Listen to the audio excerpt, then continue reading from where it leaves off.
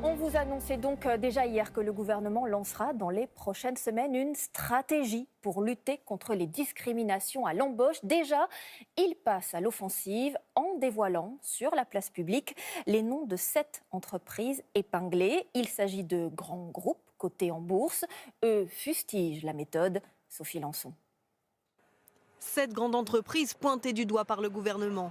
Air France, Arkema, Renault, Soprasteria, Altran, Accor ou encore Rexel, accusés de discrimination à l'embauche. Lors d'un testing, 10 000 candidatures ont été envoyées à 40 groupes tirés au sort.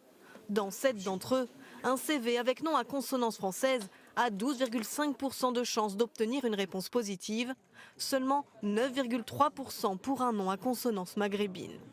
Cette étude, c'est 10 000 CV qui ont été envoyés, avec par exemple d'un côté Nicolas Leroy et de l'autre côté Mohamed Chetou. Ces deux noms qui ont été employés. Quand vous prenez ces deux noms, il y en a un, Mohamed Chetou, qui a 25% de chances de moins d'avoir une réponse. 6 des 7 entreprises épinglées soulignent dans un communiqué leur profond désaccord et leur indignation face aux faiblesses manifestes de la méthodologie utilisée. Comme Air France, qui conteste les résultats à cause de ce biais.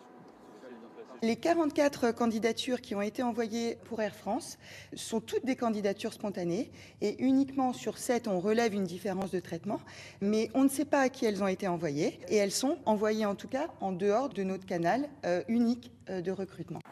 Le gouvernement de son côté reconnaît des limites qui seront intégrées dans la nouvelle vague de testing qu'il compte lancer.